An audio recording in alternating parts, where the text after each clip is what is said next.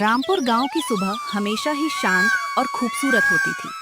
पक्षियों की चहचहाहट और खेतों की सोंधी खुशबू हवा में तैरती थी। लेकिन इस गांव के चौराहे पर एक अजीब सा सन्नाटा और असंतोष भी रहता था।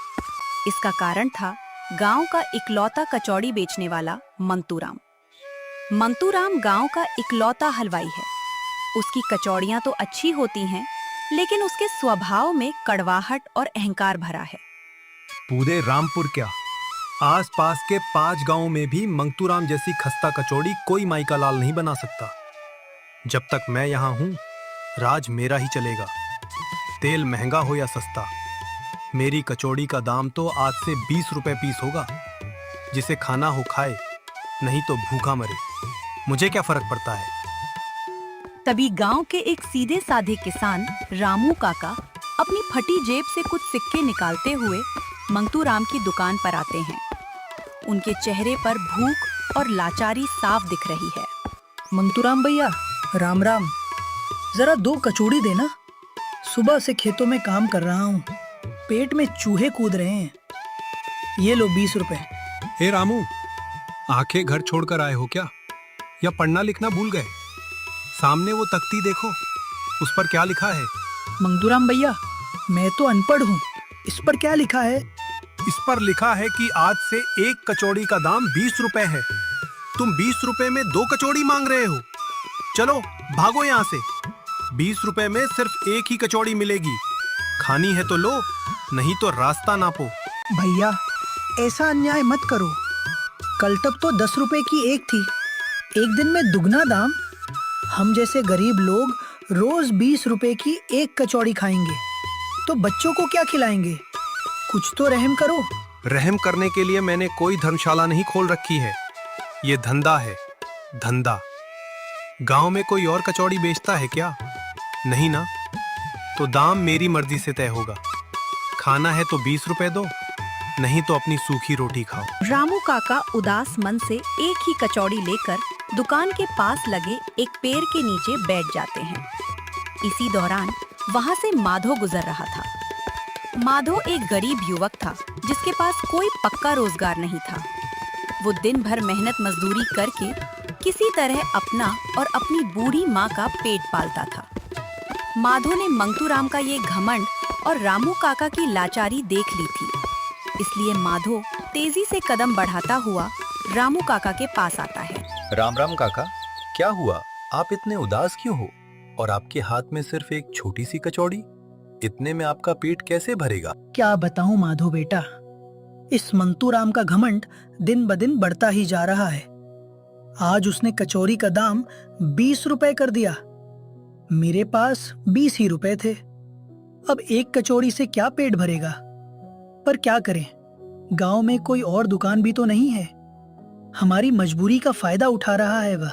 काका, आप ये कचौड़ी खाइए, मुझे नहीं चाहिए। पर मंतूराम का यह व्यवहार ठीक नहीं है। अकेला होने का मतलब यह नहीं कि वह गरीबों का खून चूसे। कचौड़ी कोई अमीर की जागीर तो नहीं है। यह तो गरीब का सबसे सस्ता और स्वादिष्ट खाना होना चाहिए। सच कहते हो बेटा, पर हम गरीब लोग कर भी क्या सकते हैं? हमारे पास ना तो पूंजी है और ना ही इतनी बड़ी दुकान लगाने के पैसे। हमें तो बस सहना ही लिखा है। रामू काका की बात माधो के दिल में तीर की तरह चुभ गई। वो सोचने लगा कि क्या गरीबी ही सबसे बड़ा अभिशाप है? क्या एक गरीब इंसान को अच्छा और भरपेट भोजन करने का अधिकार नहीं है? माधो का मन मंतूराम के इस अत्याचार के खिलाफ विद्रोह कर उठा।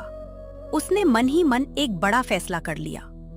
माधो शाम को अपने टूटे फूटे घर पहुंचता है। घर में उसकी बूढ़ी माँ जानकी देवी मिट्टी के चूल्हे पर रोटियां सेक रही थी। माधो के चेहरे पर एक अलग ही दृढ़ता थी। उसने अपनी माँ के पास जाकर बैठते हुए अपनी योजना बताने का निश्चय किया। माँ, आज मैंने गांव के चौराहे पर कुछ ऐसा देखा जिससे मेरा दिल दहल गया। मंतूराम ने अपनी कचौड़ी का दाम 20 रुपए कर दिया है। गरीब रामू काका आज भूखे पेट काम करने पर मजबूर थे, क्योंकि उनके पास मंतूराम की महंगी कचौड़ी खरीदने के पैसे नहीं थे। बेटा, मंतूराम बड़ा आदमी है, उसके पास धन है, दुकान है, वो जो चाहे करे। भगवान उसे देख रहा है। हम गरीब लोग उसके मामले में क्या कर सकते हैं? तुम इन सब बातों में मत पड़ो। नहीं माँ, हम कर सकते हैं। आपने ही तो मुझे सिखाया है कि अन्याय को सहना भी पाप है। माँ, आप शहर जाने से पहले हलवाई के यहाँ काम करती थी ना? आपकी बनाई कचौड़ियों का स्वाद तो आज भी मेरी जुबान पर है। क्यों ना हम अपनी खुद की कचौड़ी की दुकान शुरू करें? क्या? हम और कचौड़ी की दुकान? बेटा, दुकान खोलने के लिए बहुत सारे पैसों की जरूरत होती है। कड़ाही, तेल, मैदा, मसाले और चौराहे पर जमीन का किराया। हमारे पास तो रात के खाने के लिए भी मुश्किल से पैसे जुटते हैं। हम ये सब कैसे करेंगे? माँ, हमें किसी बड़ी दुकान की जरूरत नहीं है। हमारे घर के बाहर जो नीम का पेड़ है वह चौराहे के बिल्कुल पास है। हम वहीं पर एक छोटा सा ठेला लगाएंगे। हमारे पास पीतल का बड़ा परात और लोहे की पुरानी कड़ाही तो है ही। मैं अपनी मेहनत लगाऊंगा और आप अपनी जादुई रेसिपी। हम कचौड़ी का दाम सिर्फ 5 रुपए रखेंगे। 5 रुपए? बेटा, 5 रुपए में तो लागत निकालना भी मुश्किल हो जाएगा। तेल और मसालों के दाम तो देखो, कहीं ऐसा न हो कि हम कर्ज में डूब जाएं। नहीं माँ, मैंने पूरा हिसाब लगा लिया है। मंगतूराम कचौड़ी महंगी बेचकर बहुत ज्यादा मुनाफा कमाता है। हम मुनाफा कम रखेंगे और स्वाद बेहतर देंगे। जब ज्यादा लोग हमारे पास आएंगे तो हमारी लागत भी निकल आएगी और हमें सही मुनाफा भी होगा। सबसे बड़ी बात, किसी गरीब को भूखा नहीं सोना पड़ेगा। हमारी कचौड़ी का नाम होगा गरीब की चटपटी खस्ता कचौड़ी। ठीक है बेटा, अगर तुम्हारी नीयत इतनी साफ है तो भगवान भी हमारा साथ देगा। मैं आज ही से मसालों की तैयारी करती हूँ। ऐसा मसाला बनाऊंगी कि लोग उंगलियां चाटते रह जाएंगे। अगले 2 दिनों तक माधो और उसकी माँ ने दिन रात एक कर दिया। माधो ने जंगल से सूखी लकड़ियां इकट्ठी की ताकि चूल्हा जलाने का खर्च बच सके। माँ ने खड़े मसालों को ओखली में कूटकर एक विशेष गुप्त मसाला तैयार किया, जिसकी खुशबू मात्र से ही भूख लग जाती थी। तीसरे दिन सुबह माधो ने नीम के पेड़ के नीचे एक साधारण सी लकड़ी की ठेली लगाई, उस पर साफ कपड़ा बिछाया और अपनी दुकान सजा ली। आइए भाइयों, आइए, खाइए गरीब की चटपटी खस्ता कचौड़ी। गर्मा गर्म खस्ता और कड़क, स्वाद ऐसा कि भूल ना पाओगे और दाम ऐसा कि जेब भी मुस्कुराएगी। सिर्फ 5 रुपए में एक कचौड़ी। आइए, स्वाद चखिए। माधो की आवाज सुनकर गांव के कुछ लोग वहां रुक जाते हैं। 5 रुपए का दाम सुनकर उन्हें अपनी कानों पर विश्वास नहीं होता। तभी वहां से रामू काका गुजरते हैं। अरे माधो बेटा, ये क्या? तुमने सचमुच कचौड़ी की दुकान खोल ली और दाम सिर्फ 5 रुपए? कहीं तुम मजाक तो नहीं कर रहे? काका, मैं मजाक क्यों करूंगा? ये दुकान आप जैसे सब लोगों के लिए ही है। माँ ने अपने हाथों से मसाले तैयार किए हैं। आप बैठिए, मैं अभी आपको गर्मा गर्म कचौड़ी खिलाता हूँ। माधो ने कचौड़ी के बीच में छेद किया तो उसकी सोंधी खुशबू पूरे चौराहे पर फैल गई। उसमें उबले हुए आलू चने का मसाला भरा, ऊपर से तीखी हरी चटनी और खट्टी मीठी इमली की चटनी डाली और रामू काका को दोने में परोस दिया। रामू काका कचौड़ी का पहला निवाला मुंह में रखते हैं।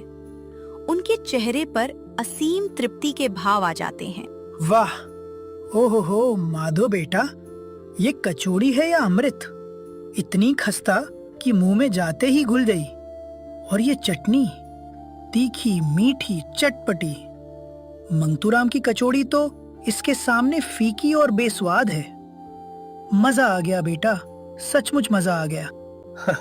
धन्यवाद काका, ये सब माँ के हाथों का जादू है। रामू काका को मजे से खाते देख और कचौड़ी की खुशबू सूंघकर आसपास खड़े अन्य ग्रामीण भी खुद को रोक नहीं पाए। माधो, जरा 2 कचौड़ी मेरे लिए भी लगाना। खुशबू तो बड़ी बेजोड़ है। मुझे भी 3 कचौड़ी दे दो माधो। आज घर पर खाना नहीं बनाऊंगा, यहीं पेट भरूंगा। 5 रुपए में तो भगवान मिल गए समझो। देखते ही देखते माधो की दुकान पर भीड़ जुटने लगी। हर कोई माधो की कचौड़ी की तारीफ कर रहा था। कचौड़ी का स्वाद इतना अनोखा था कि जो भी एक बार खाता वह दूसरों को भी बताता। दूसरी तरफ चौराहे के पार मंगतूराम की बड़ी दुकान पर सन्नाटा पसरा हुआ था। मंगतूराम मक्खियां उड़ा रहा था और हैरान था कि हमेशा सुबह सुबह उसकी दुकान पर लगने वाली भीड़ आज गायब कहाँ है। तभी उसका एक नौकर कल्लू भागता हुआ आया।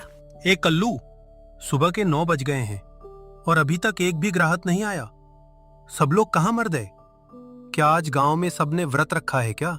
मालिक, वो बात यह है कि चौराहे वाले नीम के पेड़ के नीचे माधो ने नई दुकान खोल ली है। वो भिक्षुक माधो, वो कचौड़ी बेचेगा? जिसके घर में कल की रोटी का ठिकाना नहीं है, वो मुझसे मुकाबला करेगा? लोग उसकी गंदी कचौड़ी खाने जाएंगे क्या? नहीं मालिक, आप गलत समझ रहे हैं। उसकी कचौड़ी गंदी नहीं, बहुत स्वादिष्ट है। पूरी दुकान पर खुशबू फैली है। और सबसे बड़ी बात, वो कचौड़ी सिर्फ 5 रुपए में बेच रहा है। पूरा गांव वहीं टूट पड़ा है।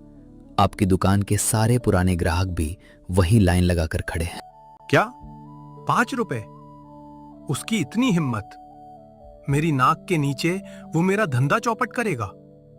चलो अभी चलकर देखता हूं कि उसकी कचौड़ी में ऐसा क्या सुरखाप के पर लगे हैं। मंतूराम गुस्से में तमतमाता हुआ माधो की दुकान की तरफ बढ़ता है।